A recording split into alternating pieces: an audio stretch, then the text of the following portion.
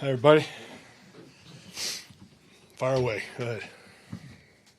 Your first time back in Chicago for a real game. Yeah. In a couple preseason games. What's that going to be like for you? It's going to be awesome. Obviously my son coaches there. It's the second year.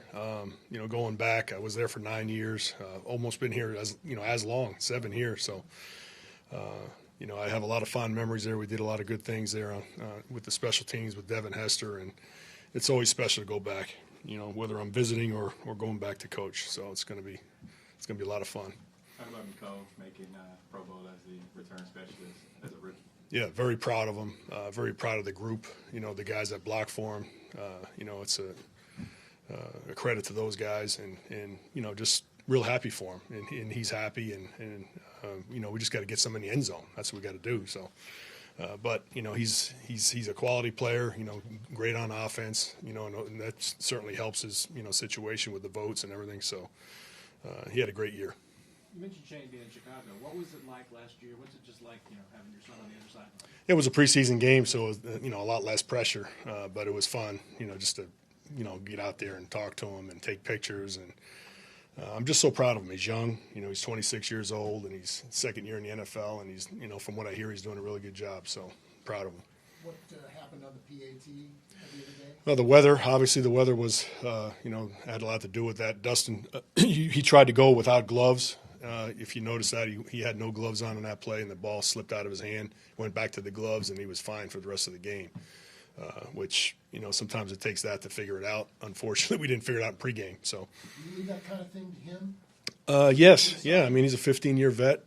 We talk about, let's take care of the ball. Know the weather, what the situation is, and he felt like that was the way he needed to go with no gloves. But we figured out that we needed the gloves. So, and then, obviously after we bounced back and we were able to, make all the field goals and attribute to the whole unit as well as Bucker.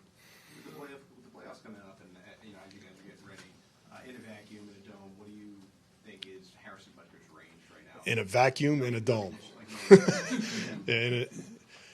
His range probably, I'd say 58, 60 yards. You feel comfortable? Oh, yeah. Is there something difficult about Chicago Stadium? Yeah, there is, and that's the fortunate thing that I do understand the winds, and it's a tough place to play. It starts with the field. The field's not perfect, and so you have to deal with that. The weather, the wind changes there, and you just kind of, you look at the flags, they blow one way, but the wind is actually opposite on the field. So, those things that's one of our advantages, I should say, that I know that situation. So it's a punting thing as well as a place. No question. Yeah, it's both. I think we're going to be fortunate with the weather, though. When you see this game on the schedule and where we were playing at night, you say, man, this could be really cold. And and we had a lot of cold games there, but this temperature in the 40s, we're lucky. We are very lucky. Dave, I know Dustin's been on the injury report a couple times this year. Obviously, it's year 15. Yep. How have you tried to help him manage his body, the amount of reps he does in practice, and just what have you seen from him that has allowed him to sort of stay on sort of the same net average that he would like? That's a good question. I think it's not so much what I do; it's what he does. He knows his body. He knows exactly what he needs to do. He's done a great job to be able to last this long, as and play at the same level that he's been able to play at. It's a tribute to him getting ready, getting in shape. But he's starting to get little nicks and stuff like that. But that's normal. He just keeps playing at a high level, and we gotta keep him there too. You said Mecole was excited. Just what were your conversations like after he found out?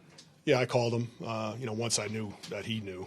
I think Veach called him first, I think, or it might have been Andy, but he knew, and then I called him, and was just so happy and proud for him.